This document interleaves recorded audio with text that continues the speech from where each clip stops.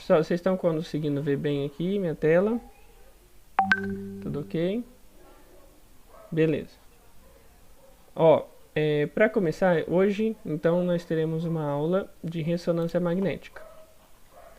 A ressonância magnética, ela é bem complexa, então vou tentar explicar para vocês de uma forma bem fácil.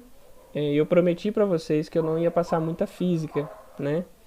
Porque eu sei que física cansa, né? É difícil. Então eu vou passar de uma forma simples e passar o mais objetivo, assim. Então vai ter muita informação aqui que eu vou pular, tá bom? Que eu nem tirei e deixei aí. Quem tiver interesse pode continuar estudando aí, pode continuar vendo, pode aprofundar no assunto. Mas quem não, tá? Não vou cobrar isso em prova. O que eu for cobrar em prova eu vou falar pra vocês, tá? São algumas coisas só. São algumas coisas que são importantes. Dessa parte da física da ressonância magnética. Bom, vamos lá. A historinha, né? O desenvolvimento da ressonância magnética começou em 1920, quando eles conseguiram descobrir sobre o movimento angular intrínseco, que é o spin, em átomos de prata. O que é isso? É que o átomo, ele se movimenta, ele gira, né, em torno de si mesmo. E antigamente não se tinha a noção do que era isso. Descobriu primeiro o átomo, né? Depois a estrutura do átomo, etc. E aí Stern e Gerlach, que em 1920 descobriu esse movimento intrínseco do átomo. E já em 1924 eles descobriram que esse átomo, além de ele girar, ele se comporta como um minúsculo ímã, ou seja, ele tem polo. Então um lado do átomo ele é positivo, o outro lado negativo. E já em 1939 eles observaram, o Rabi et al. Observaram que a influência da radiofrequência, ou seja, a onda de rádio, que vocês já conhecem. Eu estou gravando, pessoal, pode ficar tranquilo. Mas assistam agora, porque depois é mais fácil de entender. E se vocês tiverem dúvida, pode ir perguntando, que eu estou acompanhando as perguntas de vocês, tá bom? Pode escrevendo aí que eu estou acompanhando e vou respondendo. Pode parar, pedir para eu repetir, que eu faço isso. Então, em 1939, aí eles observaram a influência da radiofrequência, de um feixe de radiofrequência, né, uma onda de radiofrequência, no feixe molecular de hidrogênio, em um campo magnético. Ou seja, eles pegaram um pouco de hidrogênio, um átomo, um feixe molecular de hidrogênio, e colocaram um campo magnético. Né? Tinham alguns átomos de hidrogênios alinhados, por exemplo, e aí eles adicionaram um campo magnético, eles se alinharam. Lembra que eu falei para vocês que eles têm polos? Um ímã tem polo. Então, eles se alinharam, esses átomos se alinharam, e aí, a hora que eles adicionaram uma radiofrequência, eles sofriam um pequeno desvio, que é que eles entraram na mesma frequência dessa rotação, que é aquele spin que eu falei anteriormente. Então eles entraram na mesma frequência, aí dava ressonância, ou seja, o movimento dele aumentava muito na sua intensidade. Só para vocês entenderem o que é ressonância. Quando vocês pegam deve ter na sala alguém que canta bem. Pega um copo de cristal e coloca nesse copo de cristal, você coloca, deixa eu ver aqui, não coloca nada, não coloca água nenhuma, vamos deixar sem água, fica mais fácil. Quando você canta, numa certa altura, tem uma certa frequência, se essa frequência da sua voz entrar na mesma frequência do spin, do movimento angular do cristal, ocorre a ressonância e o copo se quebra. Vocês já viram no filme, naqueles filmes, a moça que canta muito alto, né? E aí o copo se quebra. Então esse é o efeito de ressonância. Então soma-se uma onda junto com a outra e aí se tem um efeito de ressonância. Eu vou desenhar aqui para vocês na tela só para vocês verem como que é mais ou menos, tá bom? Tipo assim, ó, se uma onda é dessa altura Vocês estão conseguindo ver o desenho bonitinho? Só confirma alguém pra mim que você está conseguindo ver ou não. Sim, beleza. Então, quando você pega e adiciona uma outra onda, vou colocar, mudar de cor aqui a outra onda. Vou colocar uma onda verde aqui. Então, eu coloco uma outra onda do mesmo tamanho juntinho, assim, as duas ondas emitidas ao mesmo tempo, do mesmo tamanho, ou próximo do mesmo tamanho, elas se juntam, então vão ter um efeito de ressonância. Aí eu vou colocar o efeito de outra cor. Então, elas se somam. Então, o que ia até aqui somou para baixo, somou para cima, aí ela soma para baixo também, ela soma para cima também, e assim por diante. Então, as energias contidas em cada onda se somaram e ela aumentou de tamanho. Só para vocês entenderem aí, tá bom? Bom, eu falei para vocês então sobre a ressonância. Aí eles pegaram esse efeito do próprio átomo, então eles pegaram aqui, ó, deixa eu mostrar para vocês. Pegaram o movimento angular do intrínseco, né, que tem uma frequência, e eles pegaram a radiofrequência, que eles colocavam na mesma frequência de uma da outra, e aí você tem uma ressonância. E aí consegue-se ter um efeito muito maior. Então o movimento daquele hidrogênio ficava muito maior e eles conseguiam verificar isso mais facilmente. Tá bom? Tudo bem até aí? Entenderam mais ou menos? Tranquilo. Tá. Ninguém respondeu, quer dizer que entenderam. Bom.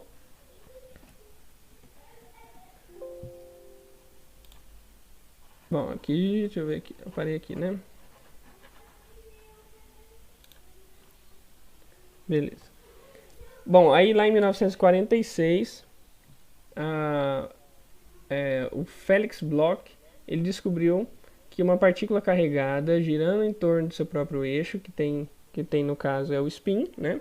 Tem um campo magnético, que é o conhecido como momentum magnético. Que ele descobriu isso, ele ganhou o prêmio Nobel. Ele verificou se isso experimentalmente. Então ele pegou essa teoria do movimento magnético e do polo magnético, do movimento do spin e o polo magnético, e ele verificou isso experimentalmente, ou seja, colocou na prática. Não era só teoria. E aí ele conseguiu verificar isso e ganhou o prêmio Nobel. Já Raymond Damadian, em 1960, ele conseguiu fazer o primeiro exame. Ele verificou que tecidos malignos tinham parâmetros diferentes na ressonância magnética nuclear. E em 1977, outros pesquisadores dividiram os créditos pela primeira imagem de ressonância. Então, antes ele verificou que tecidos malignos tinham parâmetros diferentes. Só que ele não fez um exame, na verdade. Ele verificou isso através da ressonância magnética. Já no caso, em 1977, eles conseguiram fazer a primeira imagem de ressonância magnética e conseguiu o prêmio Nobel. Já em 1980, quase todos os fabricantes já estavam fazendo uma máquina de ressonância magnética. Então, a ressonância magnética ela é um aparelho que demorou muitos anos para ser desenvolvido, ou seja, precisou de muita ciência, muita engenharia, muita física para poder ser desenvolvido e ainda continua em desenvolvimento. Agora a gente tem máquinas muito avançadas, como a ressonância magnética funcional, a angioplastia por ressonância magnética. Então são muitas tecnologias. Só um momentinho aqui.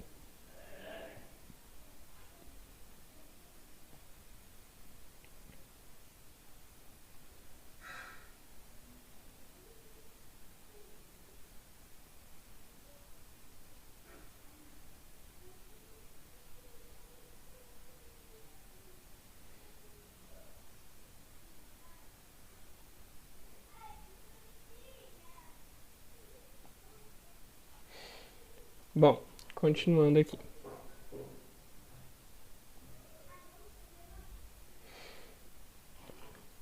como eu estava dizendo, então o desenvolvimento é pleno ainda, né?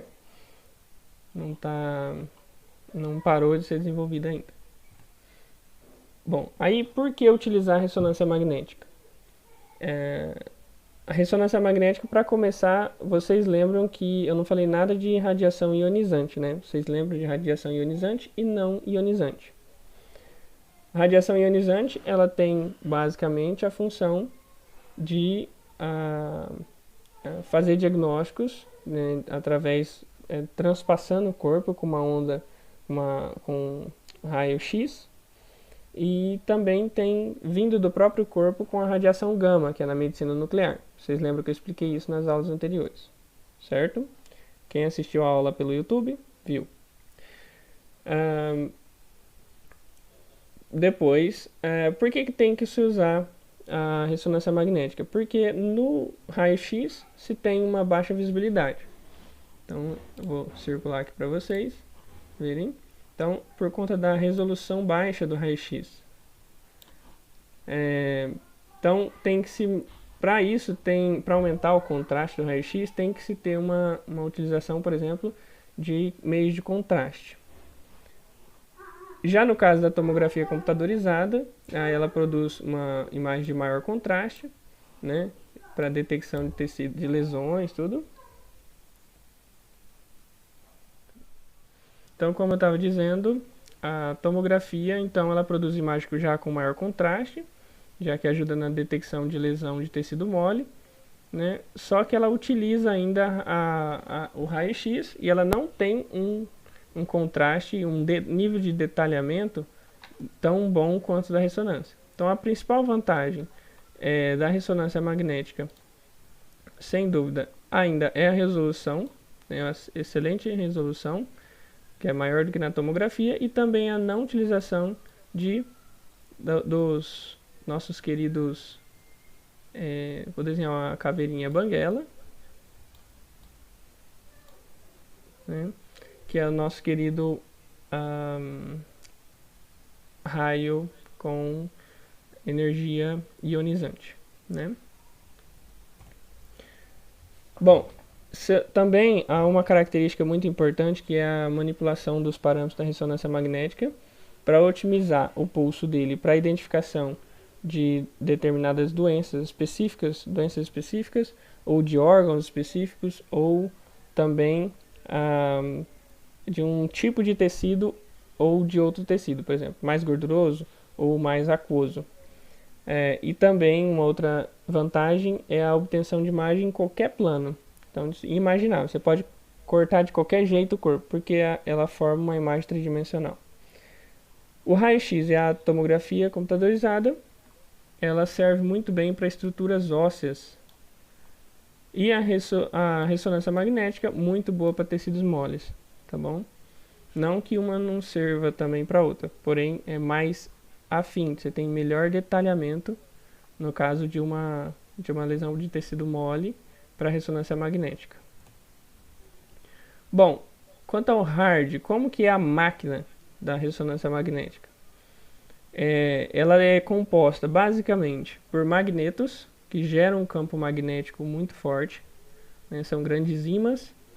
As bobinas de radiofrequência, que são bobinas que elas geram um pulso de radiofrequência e elas afetam diretamente a qualidade da imagem, né? Quanto melhor a bobina, melhor a imagem. Aí, como eu falei para vocês, não vou entrar em detalhamento de física para vocês, tá bom?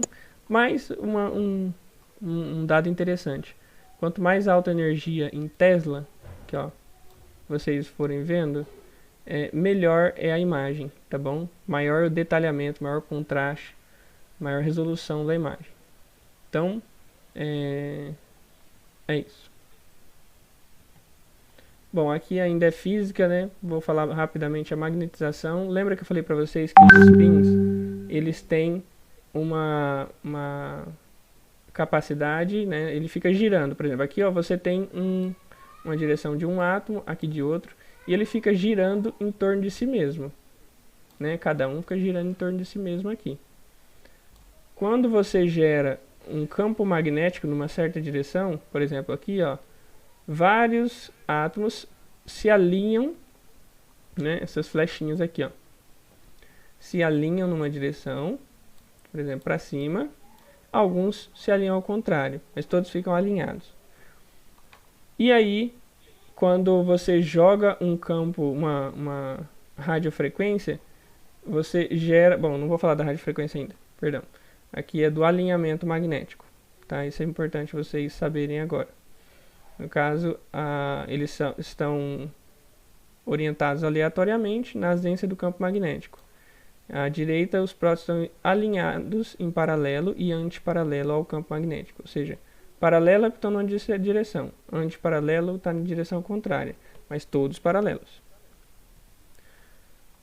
Bom, aqui, como eu disse para vocês, o hidrogênio ele é facilmente alinhado, porque ele é um átomo leve.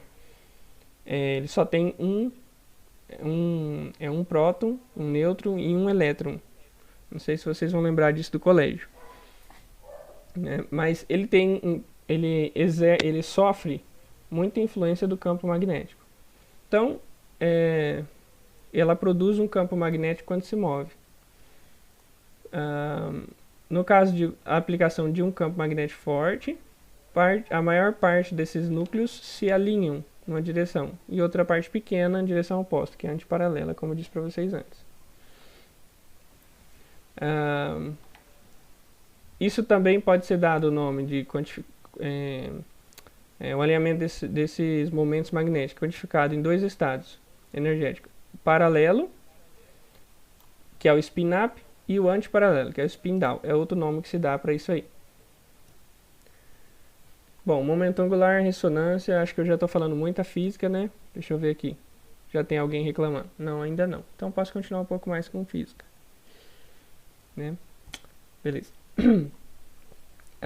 Bom, a ressonância, como eu tinha falado para vocês, é a absorção de energia por um núcleo em precessão exposto a energia oscilante de igual frequência. Lembra que eu falei que eles estão oscilando, e aí vem uma onda de radiofrequência na mesma frequência e elas se somam. Então ela absorve isso e ela aumenta a sua energia, tá bom?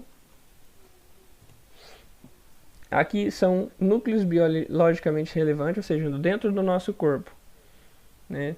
Tem o hidrogênio, que tem um elétron em sua camada mais externa, é um próton, né? Aqui, ó. E eu tenho spin nuclear, eu não vou explicar isso para vocês, para não confundir a cabeça de vocês. O momento angular, megahertz e tal. Então, olha aqui, pessoal. Isso aqui é um número importante, não para vocês, não vai cair em prova. Mas, por exemplo, esse é o momento angular, 63,8646 MHz, milhões de ciclos por segundo.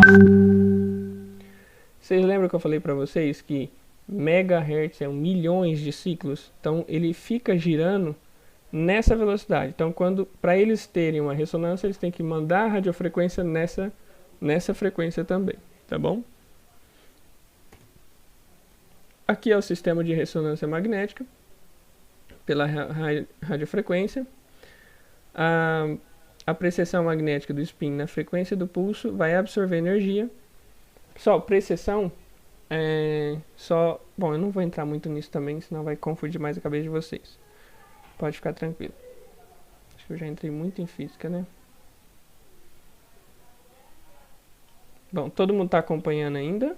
Tá ok? Uma ou duas pessoas respondem se está tudo ok. Se alguém não estiver acompanhando, pode falar. Acho que está um pouco de calor aqui, peraí.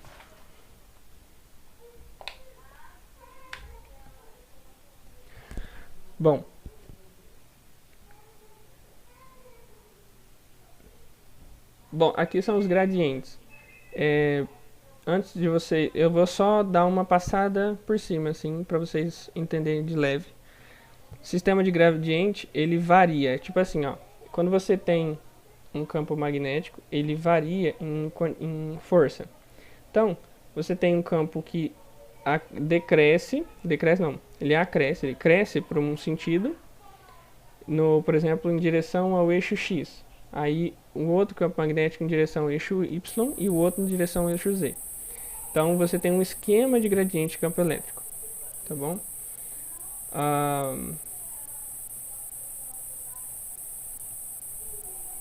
Aqui, ó, o estreito intervalo de frequências incluído no pulso de ressonância de radiofrequência. Então, pessoal, só para vocês entenderem, olha que legal.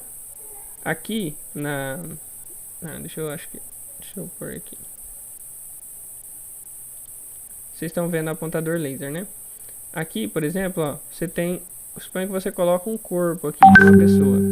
Então, o gradiente de magnético, ele vai vai aumentando, né, numa certa direção. A radiofrequência, o pulso de radiofrequência, ele vai no meio, né? O que acontece? É aqui que é essa fatia aqui que é gerada a imagem dentro do corpo, tá bom? Então, a hora que ele faz essa fatia, lá no meio, por exemplo, ele está gerando a frequência, o pulso magnético está sendo gerado em direção a todo o tórax, mais fraco embaixo e mais rápido em cima. No meio, ele joga um pulso de radiofrequência e gera aquele corte de imagem. E ele vai andando, gerando um monte de corte de imagem, assim como na tomografia, só com um mecanismo diferente. Então, vocês viram que ele tem um sistema muito complexo de geração de imagem. Bom, a título de revisão, os componentes discutidos até agora é o campo magnético principal, o sistema transmissor de radiofrequência, o sistema de gradiente de campo magnético. Bonito esse cara, né? Bom, e o sistema receptor? Quem capta isso? Ele inclui uma bobina receptora, um amplificador receptor e um conversor analógico digital. O que é esse CAD aqui? Esse receptor, a bobina, ela pega essa onda de radiofrequência aqui e voltou. Então, ele recebeu essa radiofrequência muito aumentada, mas ainda muito pequena. Só que ele amplifica isso no receptor e transforma esse sinal analógico em digital, porque é uma onda, ela é analógica. Aí quando ela passa pro computador, tem que ser de forma digital, senão o computador não entende. Então ele transforma isso em sinal digital. Tem aparelhos, a maioria deles, que a bobina de transmissão ela funciona como uma bobina receptora, ou seja, durante um tempo ela joga a radiofrequência e para de enviar porque ela vai começar a receber, assim como no ultrassom, analisa o eco, tá? Como a amplitude do sinal recebido é tão minúscula, nanovolts ou microvolts, isso aqui é tensão, tá? Um amplificador de sinal é um componente essencial do sistema receptor, então ele aumenta. E aí o CAD vai converter esses dados para dados digitais, tá bom? Entendeu aí a formação da imagem? Todo mundo tá ok? E aí? Falem pra mim, pessoal.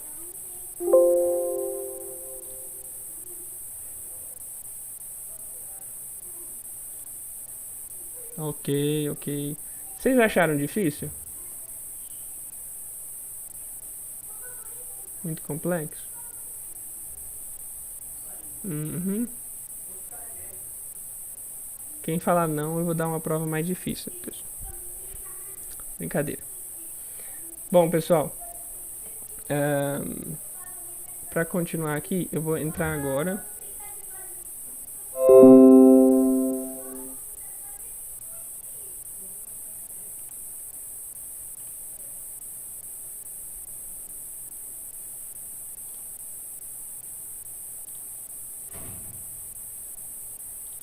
na parte 2.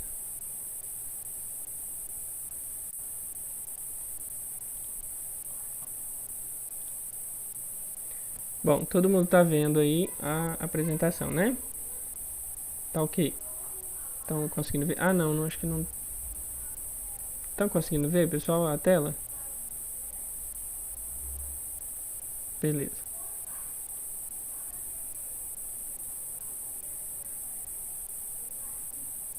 Deixa eu ver aqui.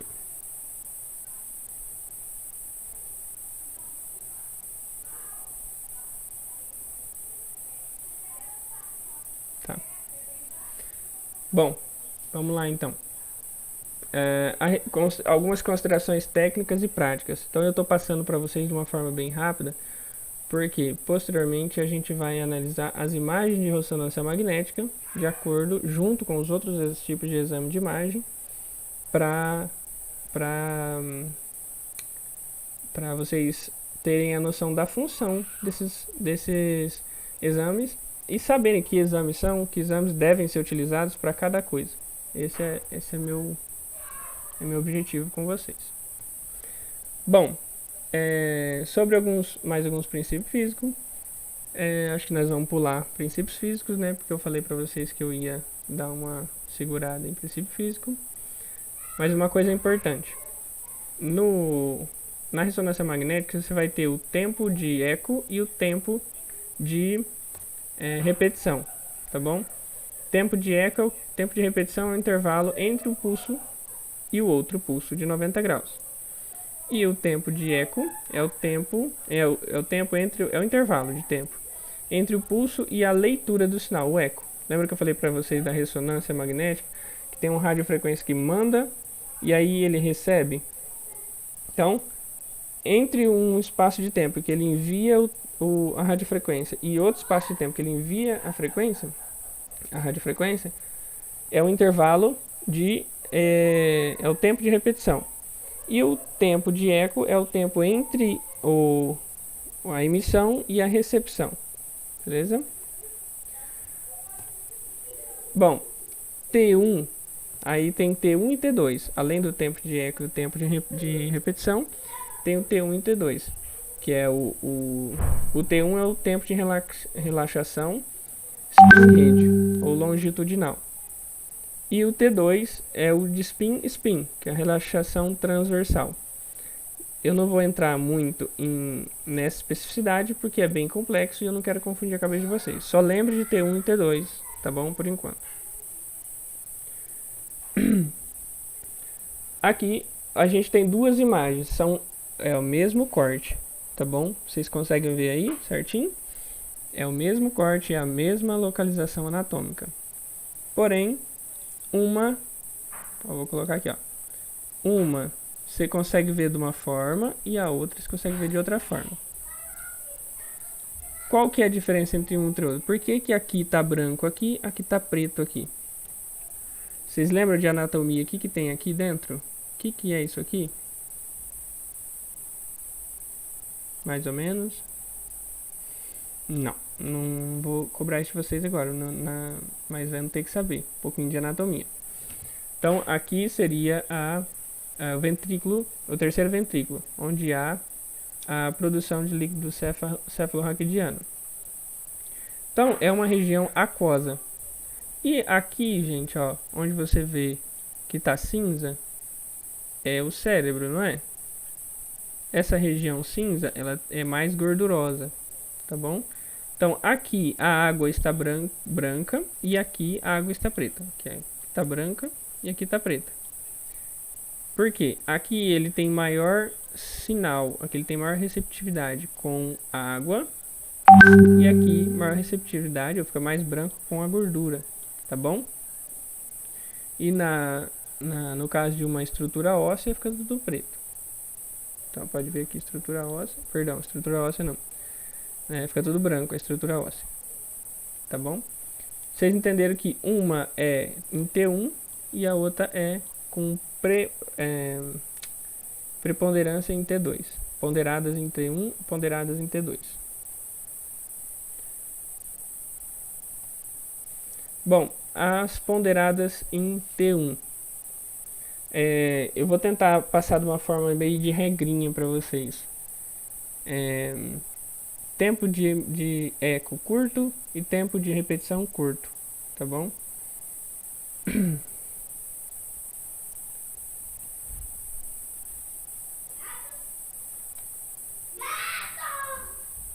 Esses gritos quando vocês ouvirem é minha filha, tá? Bom, vocês conseguem ver vocês conseguem ver a diferença entre uma imagem e outra?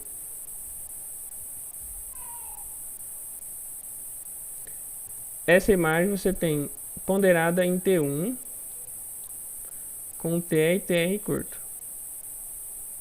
Essa imagem você está ponderada em T2 com TE e TR longo. Olha aqui. Vamos colocar um local, ó. Um local. Aqui está branco, certo? Que é onde tem mais água. Aqui está preto, que é onde tem mais água. Então, em T1, você tem maior contraste com gordura, ó, que fica mais branco. Em T2, você tem maior contraste com água, solução aquosa, tá bom? Então, vocês vão ver que em T2, mais água. Em T1, mais a gordura. Lembre-se disso.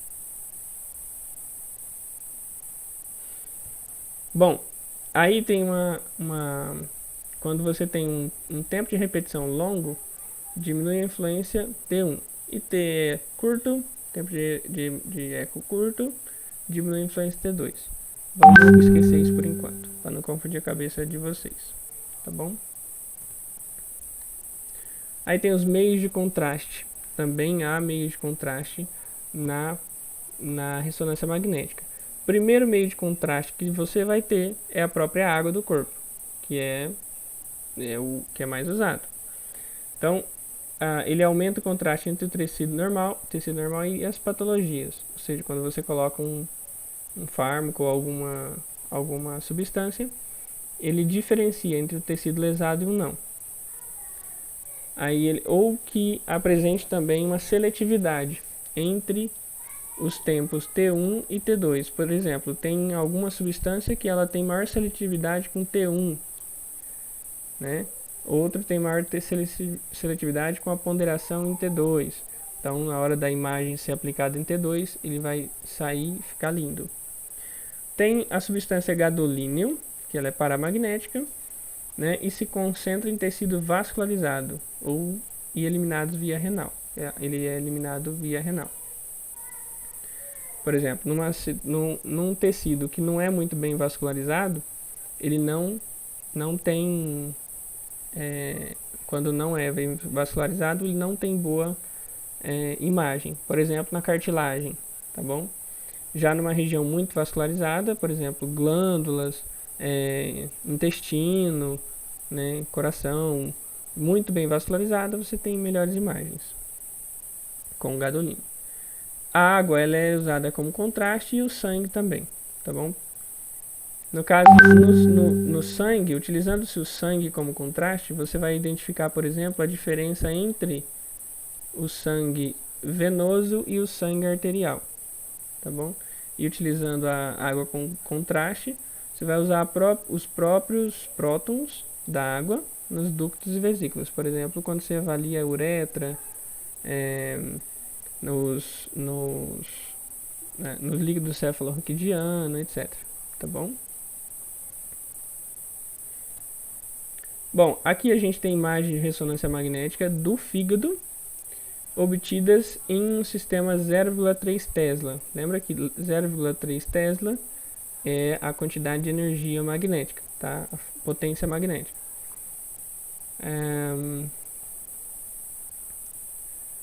As imagens axiais, vocês lembram o que é a imagem axial, que eu expliquei para vocês, o que é uma imagem longitudinal, frontal ou coronal? Vocês provavelmente vão lembrar disso.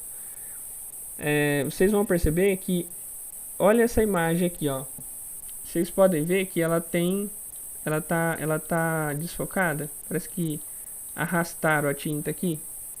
Ela tá desfocada, ela tá feia essa imagem, tá com baixo contraste, ela tá desfocada. E essa tá melhor focada, tá bom? Aqui você vê o mesmo local, que aqui provavelmente é o fígado, né? Aqui você tem a artéria aorta, ó. Tá vendo que aqui tem baixa receptividade com a água e aqui é melhor com água. Ele é recepcionado bem com água. E o fígado, aqui ele é mais gorduroso, então ele está mais claro. E aqui ele está mais escuro, tá bom? Bom, o fígado... deixa eu ler aqui. Exibem sinal relativamente reduzido por todo o fígado nas imagens fora de fase, em comparação com a imagem em fase, indicada na infiltração gordurosa. Indicando uma infiltração gordurosa, né? Então vocês podem ver aqui que você tem uma infiltração gordurosa no fígado, tá bom? Bom, olha só como essa imagem está distorcida, ó, porque a pessoa se movimentou dentro do... Aqui, ó, nessa flechinha você vê aquela mesma infiltração que vocês viram lá no outra imagem, né? Ó, imagem axial ponderada. Bom, porque uma está bem desfocada? Porque a pessoa se movimentou. Não pode se movimentar no aparelho. Ó, pode ver que parece que tirou... Porque tirou a pessoa se mexeu ou respirou. O mesmo fato de respirar, ele atrapalha a imagem. Então tem que ser muito... A pessoa tem que ficar muito paradinha mesmo. Pode ver que parece que arrastou toda a imagem aqui, ó, nessa segunda imagem, tá vendo? E aqui tá a infiltração.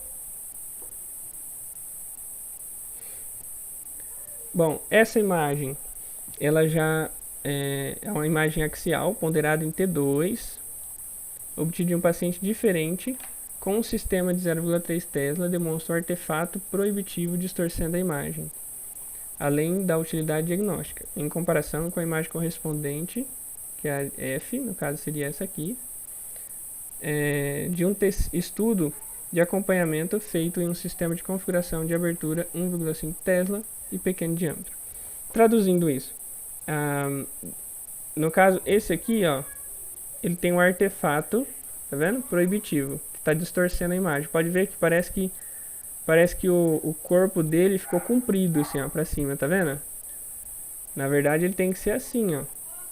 O corpo dele, num corte axial, ele tem que ser redondinho, assim, ó, mostrar todas as estruturas aqui dentro.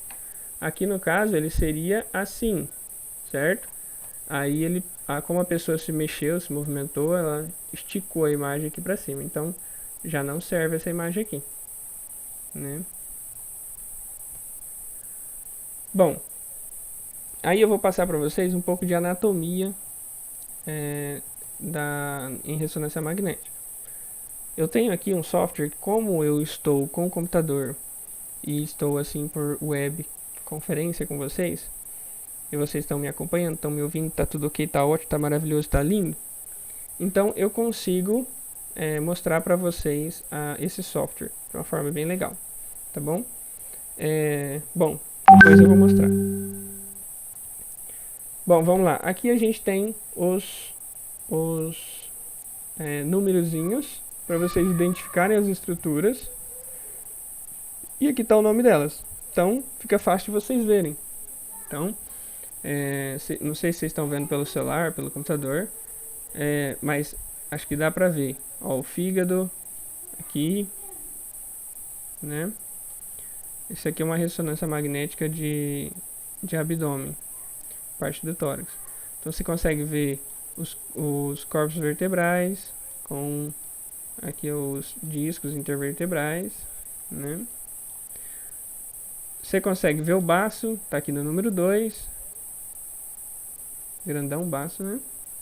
Olha só os rins, gente. Que perfeição. Tá vendo? Parte do rim aqui, ó. Só que ele ficou meio... a imagem tá meio pra trás. Então, tá vendo a parte posterior do rim. Pessoal, vocês podem ver que parece que a coluna acaba aqui, né? Na verdade, não. É que daqui pra baixo você consegue ver ou a parte da frente ou a parte de trás dela. Tá bom? Bom, aí a gente consegue ver o rim direito e o rim esquerdo, como eu mostrei pra vocês. Por que que o rim esquerdo está do lado direito?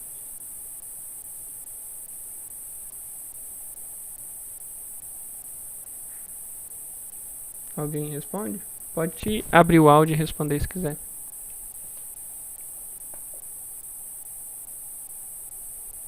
Ó, rim esquerdo é o número 4. E o número 4 está aqui do lado direito da imagem. Ó. Por que que vocês acham? Alguém quer abrir o áudio e falar?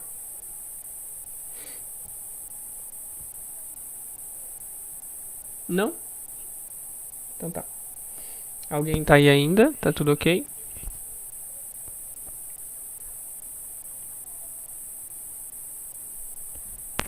pessoal tá acordado? Então tá. Bom, aqui no músculo psoas, vocês podem ver o ventre muscular do psoas aqui, ó. Tá vendo? Grandão, músculo grandão saindo lá da coluna. Aqui no 6 é o cólon descendente. Então aqui vocês podem ver no 6 aqui, ó. Cólon descendente. E no 7 aqui a medula espinhal. Então aqui a coluna tem aqui, dá pra ver a coluna ainda. Só que daqui pra cá o corte permite a visualização da medula, tá bom? Então vamos considerar que aqui ele está mais posterior e aqui ele está mais anterior. Tá vendo? Bom, agora aqui, quais são as estruturas que a gente consegue visualizar aqui? Eu vou fazer um círculo aqui, vocês podem falar se quiser qual é o nome dessa estrutura aqui, ó.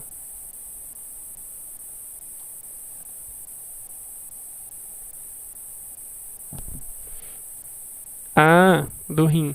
Então, por que que aqui é o rim esquerdo e ele está do lado direito? Vocês sabem responder?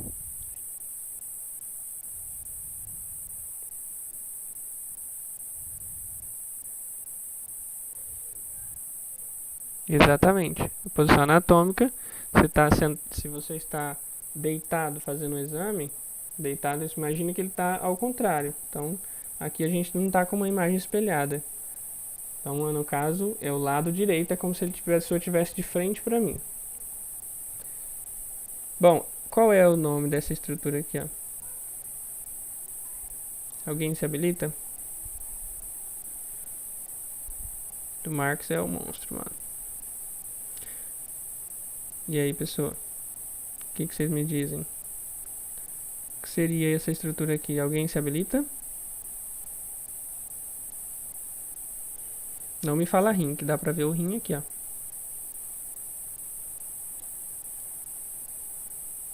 Esse é o rim. Alguém, gente? Chuta.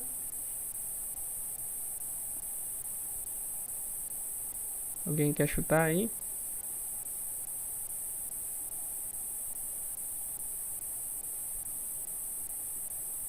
Tá. Essa estrutura é chamada de ilho-psoas, que vocês viram aqui, ó. Ilho-psoas.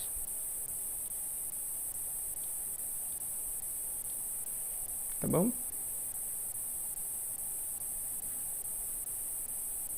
Não, não é tendões.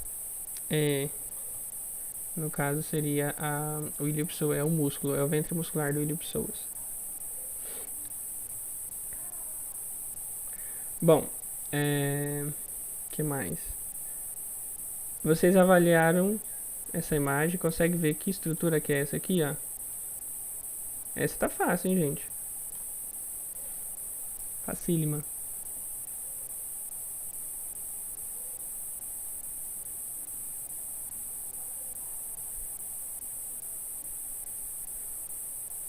Alguém?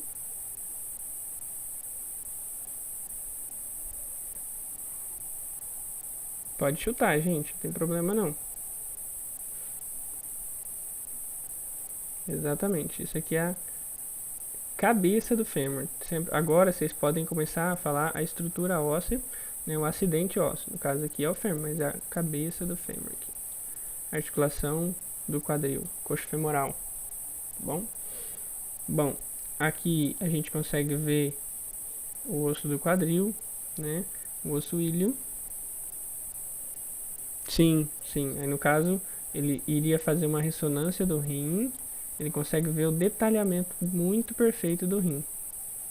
Tá bom? Consegue ver pedra, consegue ver disfunção. E na funcional, com contraste, ainda consegue ver até o metabolismo do rim. Extremamente avançado. Um exemplo de ressonância do abdômen superior. Então a gente tem aqui algumas estruturas. Tá bom?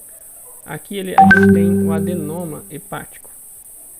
São as setas aqui, ó. Adenoma é um tipo de câncer, tá? Hepático. Olha só, olha aqui, ó. Bonitinho.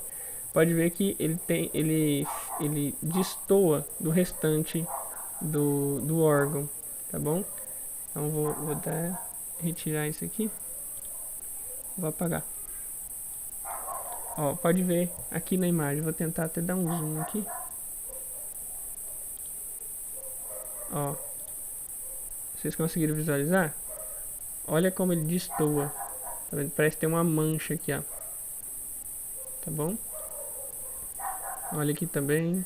Então tá vindo o fígado do jeito normal dele, de repente no meio tem uma bolinha branca. Nesse caso aqui é uma bolinha escura, porque mudou a fase. Tá bom? De T1 para T2. Quem que entrou? Entrou, eu nem vi. Beleza.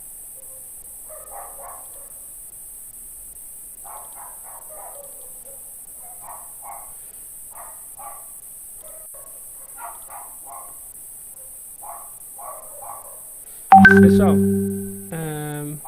bom, aqui é uma outra ressonância magnética com aqui a altura de T10, que ele está falando. Então a gente consegue ver as três imagens todas ponderadas em T1, ou seja, não tem diferença. Então a gente consegue ver a medula. Deixa eu ver se tem algum texto aqui.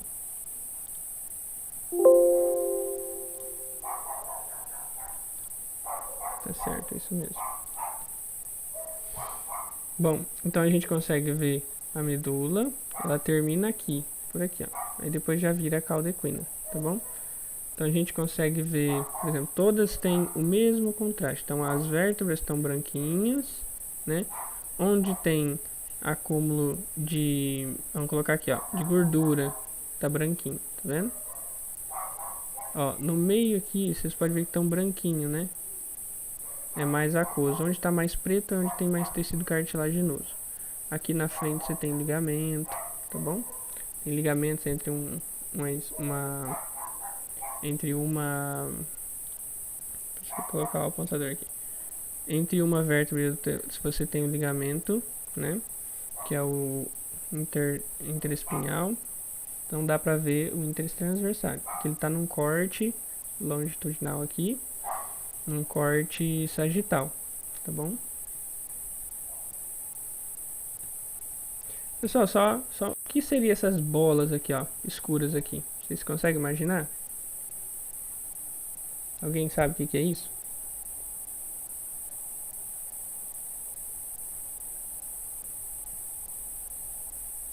Deixa eu colocar minha bateria aqui.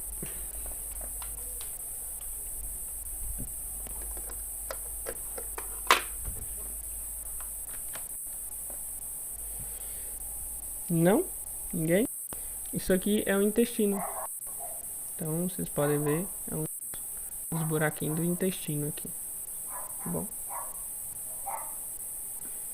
Bom, e aí a gente consegue ver mais uma imagem do bem bonitinha, né, de ressonância magnética, mostrando as estruturas anatômicas.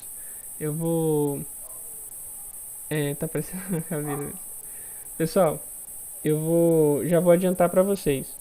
A, a prova de vocês basicamente vai ser de reconhecimento de estrutura anatômica, de patologias nos exames de ressonância magnética, de tomografia, de fraturas em raio-x, tá bom? Não vou cobrar de vocês que entendam profundamente a medicina nuclear, ultrassom é bem difícil, a não ser que eu encontre uma imagem bem fácil de ler, tá bom? Bom, mas vai cair a teoria dos aparelhos, vão cair de forma simples, características básicas, não a física, vai cair. E a prova, se eu não me engano, seria hoje, não, próxima semana, não lembro agora, depois eu vou ver. Isso é uma imagem de ressonância magnética cervical ponderada em T2 com hérnia de disco em C5, C6. Então, olha só, eu vou até aumentar aqui para vocês verem melhor. Olha só como uma estenose aqui, ó, do canal medular, tá bom? Então você tem aqui é o disco intervertebral em que ele fez uma extrusão posterior e aí está comprimindo a medula. Então a pessoa deve sentir uma dor terrível, perder movimentação de membro superior, etc.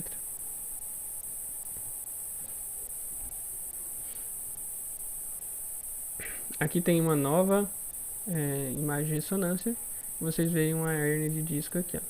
Tá bom? Já é lá a nível de C5, de C5 não, perdão, de L5S1, tá bom? Pode ver? Conseguem ver, pessoal? Vou aproximar aqui. Pode ver? Aqui é o sacro, L4, L5, entre L4 e L5 tem aqui a extrusão a protusão do disco intervertebral.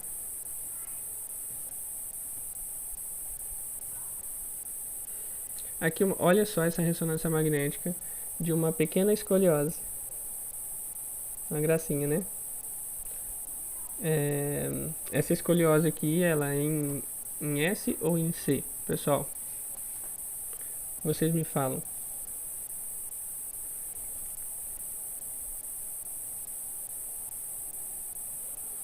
Mais alguém?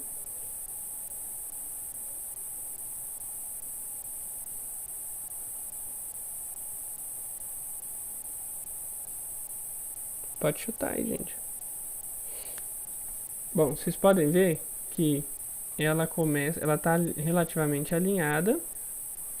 Ela faz um C e a gente não tem a imagem daqui para baixo. Então, ao que tudo indica, ela é uma ressonância magnética em C, tá bom? Ela não tem a curvatura contrária aqui. Não forma o rabinho aqui pro lado ao contrário. Bom, aqui a imagem plano sagital, ponderada em T2, com saturação de gordura. Então aqui a gente visualiza muito bem, onde tem gordura fica bem brilhando, tá bom? Tá bem saturada para brilho onde tem gordura. Então você consegue ver até a banha da pessoa. Você percebe, tá vendo aqui, ó? Essa parte branca. Deixa eu colocar uma canetinha aqui para riscar. Vocês conseguem ver aqui, gente, ó, como tá branco? Isso aqui é o tecido adiposo da pessoa. Interessante, né? Então aqui vocês conseguem ver bem a medula espinhal e a cauda equina.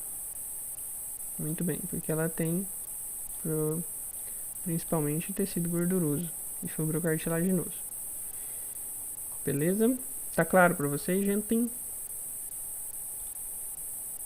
Bom, aí eu vou mostrar o software para vocês. Tá bom? Deixa eu ver se tem mais alguma coisa aqui que eu posso passar antes. Não.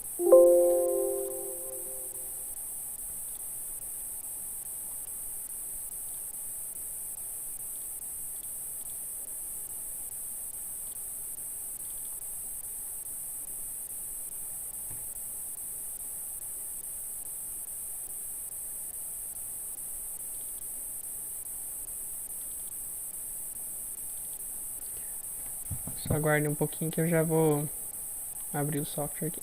Estão vendo o software, né? Atlas de Anatomia, por imagem seccional. Então aqui, pessoal, ó, eu vou Atlas de Anatomia. Eu posso escolher um local. Então vamos lá. No tórax eu tenho mediastino, pulmão, via tráqueo-brônquio, coração, circulação coronária, opérculo torácico, glândula mamária. Uma pessoa fala aí o que quer ver do tórax. Rapidinho.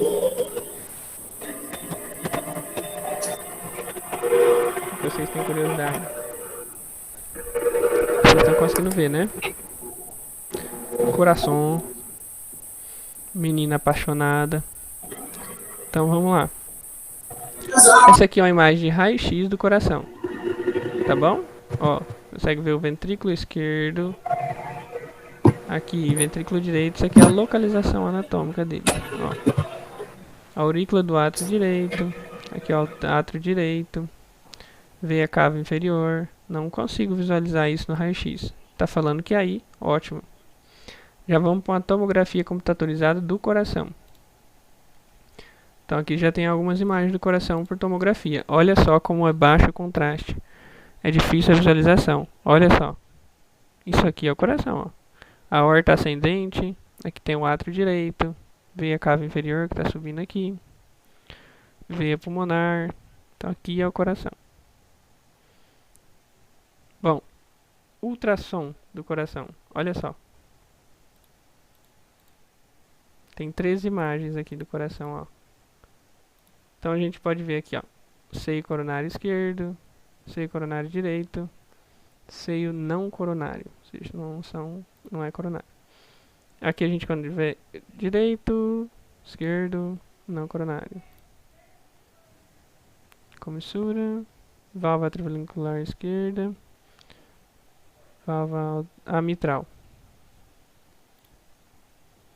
E assim vai indo. Você vai conseguindo ver as imagens. Você pode ver que eles entendem de uma forma muito fácil, porque eles estão direcionando o ultrassom para aquela região, forma um corte ali, eles sabem o que eles estão vendo.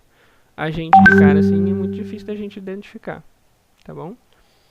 E aí tem, por exemplo, a ressonância magnética. Então já fica muito mais fácil, que tem as artérias e veias. Então a aorta ascendente, a veia cava superior, o bronco principal. Então vai tendo as imagens, ó. Ele vai fazendo os cortes, pessoal. Eu estou mudando aqui, estão vendo aqui embaixo, né? Consegue ver eu mudando aqui embaixo. Então, ele tem aqui, ó, a primeira imagem, aí vai descendo, né? Então já entrou nas câmeras, ó. Tronco pulmonar, artéria pulmonar. Aí já está passando a artéria pulmonar, já chega no tronco pulmonar, aorta descendente, átrio esquerdo, começou o átrio esquerdo aqui. Continua o átrio esquerdo ainda, tronco pulmonar. Aí já começou o ventrículo direito, que é mais baixo. Átrio direito, átrio esquerdo, ventrículo esquerdo aqui começa. Aí na parte de baixo do coração já vai estar mais o ventrículo esquerdo e direito. Então, ventrículo esquerdo, aqui, ventrículo direito. Aqui já está finalizando, ó, o músculo cardíaco, dá para vocês verem bem. Ó, ventrículo esquerdo, ventrículo direito. Pessoal, olha só, numa ressonância do coração, acho que eu estou falando muito alto, né? E numa ressonância do coração, a gente também consegue ver aqui, ó, a aorta descendente, ó, o tamanho da aorta. Passando sangue aqui. E aqui a veia cava inferior. E olha só isso aqui. O que seria isso aqui, pessoal? Vocês conseguem identificar? O que é isso aqui, ó? Quem souber já me fala rapidinho.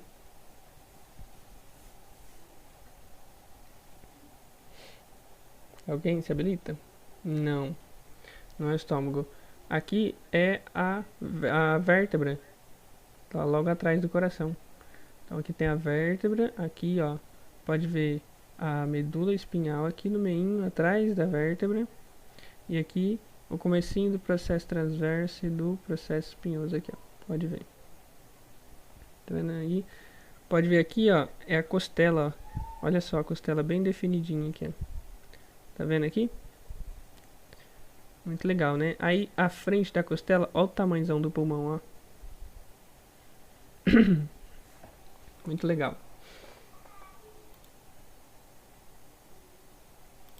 Esse branco que vai começando aí, ó, pessoal, muito provavelmente é o músculo... qual que é o músculo mesmo que tá aqui logo abaixo do pulmão?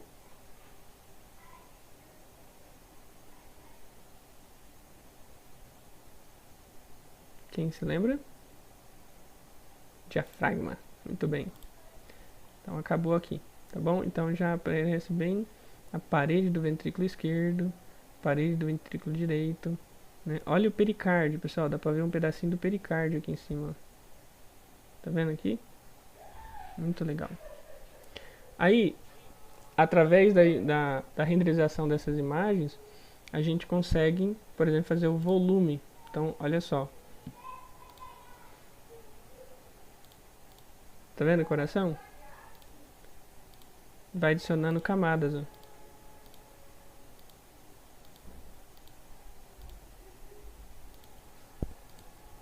Então vamos voltar aqui.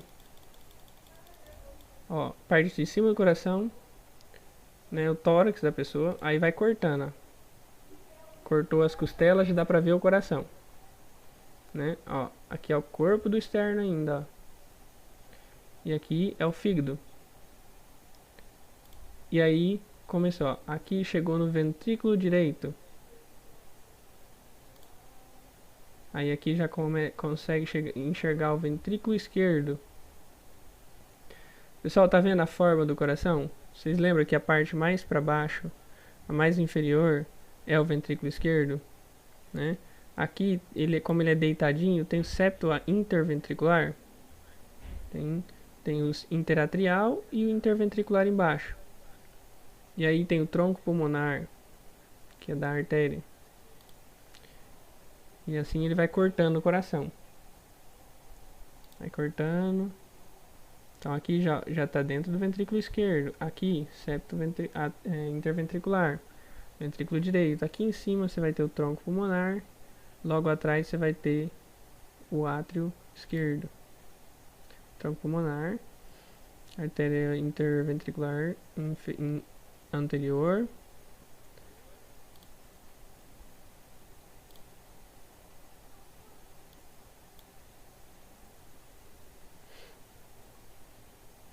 Dá até pra ver o arco da aorta, né? E assim vai indo.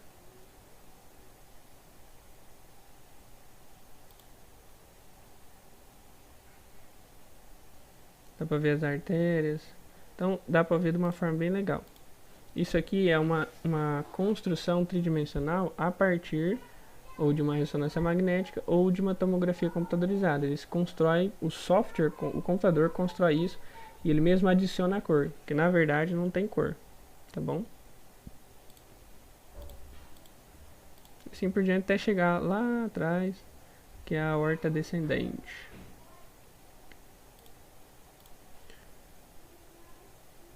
Bom, aí uma endoscopia virtual do coração. Então aqui tem 3 imagens só. Então aqui ele está entrando no coração, ó, do ventrículo esquerdo desde a aurícula esquerda.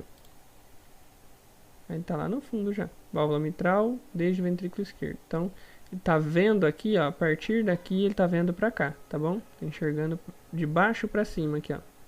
Então é como se eu estivesse lá na parte de baixo do coração olhando pra cima. E aqui, ó, é a válvula mitral, tá bom? E aqui, só deixa eu entender primeiro, é vendo o coração a partir da aurícula esquerda desde o ventrículo esquerdo. Então ele está vendo de baixo para cima também do coração para ver a aurícula esquerda, tá bom? Tudo bem, pessoal? O que vocês acharam desse software? Bom, aí vocês conseguem ver cabeça e pescoço, sistema locomotor. Por exemplo, vamos colocar o ombro, por exemplo, aqui é no raio-x, certo? Então você consegue ver as estruturas anatômicas, tubérculo maior, tubérculo menor, etc. Então vamos colocar isso no raio-x, tá? Vamos colocar a tomografia. Então você já lembra que tomografia a gente vai ver por cortes. Então aqui tem 20 imagens, vai cortando o ombro. Então qual que é a primeira estrutura anatômica bem evidente aqui? A articulação acromoclavicular aqui, né? Aqui é a clavícula e aqui você tem o acrômio aqui na pontinha. E aí você tem mais uma vez a articulação acromoclavicular com a clavícula aqui e o acrômio aqui. Qual que é o nome dessas estruturas aqui, ó? O que é isso aqui, mais escuro?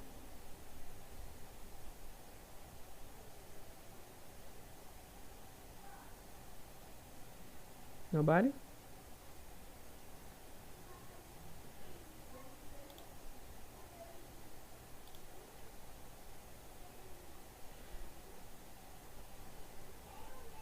Bom, gente, isso aqui é gordura, se ninguém falou. Então, isso aqui é gordura, tá bom? É o tecido adiposo da pessoa. Então, aqui a gente começa a ver já, você lembra que tinha aqui em cima, tem o músculo deltoide aqui. E aqui você tem uma estrutura chamada espinho da escápula. Que vem, o final dela é o acrômio aqui. E para lá do acrômio você tem o deltoide. Então continua o deltoide, o acrômio e a escápula, pessoal. Olha a escápula aqui, ó. Tá bom? Aqui, ó, o processo coronoide ou processo coracoide. Perdão. Esse processo coracoide é onde está inserido o músculo peitoral menor, tá bom? Aqui é o deltoide, mas que está inserido nesse osso aqui é o peitoral menor. Aqui é o peitoral maior, mas é o menor, tá? É o menor.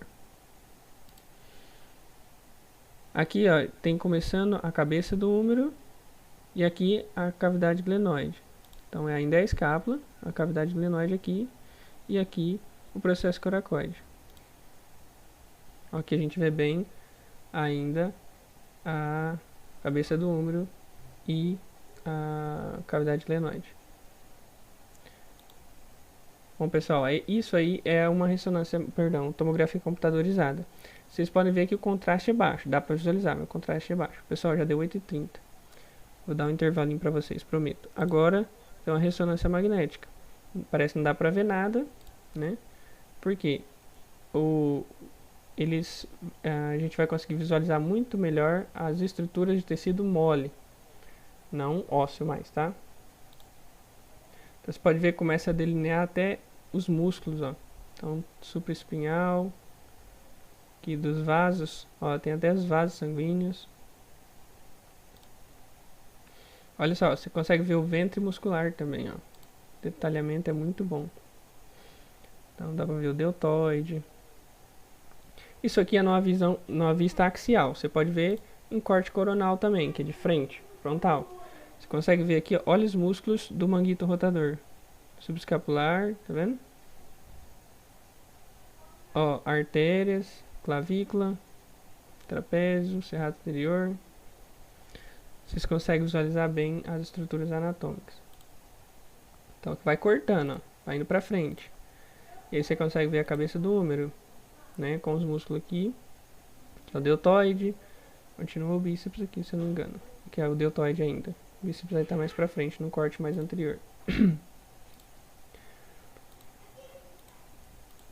Aqui, o músculo deltoide.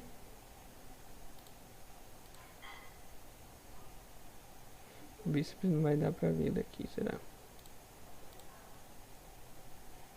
Não, tem que ser mais pra baixo, que aqui vai estar o tendão passando. É o tríceps. Só vocês viram que dá pra ir fazendo os cortes. Aí tem um corte sagital, que é de lado. Então é como se estivesse na lateral do ombro e vai visualizando. Então tá entrando. Então aqui no caso é o deltoide, a parte da cabeça do ombro aqui está sendo visualizada. E vai adentrando. O músculo deltoide, pode ver como ele é grandão. Cabeça do úmero. Córaco acromial, é um ligamento aqui, ó. Pode ver um ligamento aqui, bem aqui. Córaco acromial. Então aqui provavelmente é o acrômio e vem aqui pra frente, tá pra cá, tá? No caso, a frente dele vai ser aqui. Então, o ligamento vai pra lá. Então, aqui é a clavícula. Processo coracoide, clavícula, né? Aqui é o acrômio.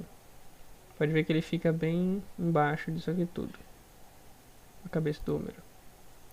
Tá entrando e vai visualizando mais um monte de estrutura anatômica. Aqui já é a escápula.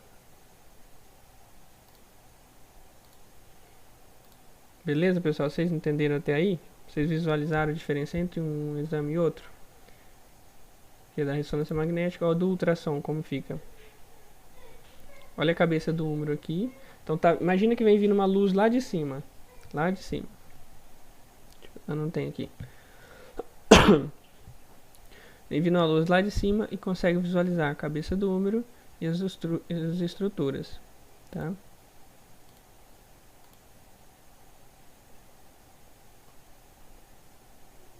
Aqui é o músculo deltoide, tríceps, ou tendão do bíceps, e aqui é a cabeça do úmero. Úmero, sulco bicipital, olha que legal. Aqui é o tendão do bíceps. Olha só, isso aqui é muito bom para visualizar uma inflamação no tendão do bíceps.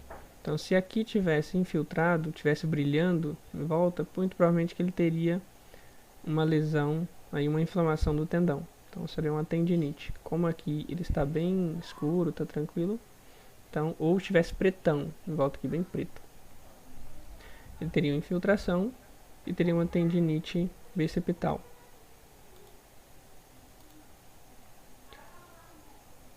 Aqui ainda é o sulco bicipital, que é o músculo deltoide. Então, aqui no sulco bicipital está passando o tendão do bíceps, num corte transversal.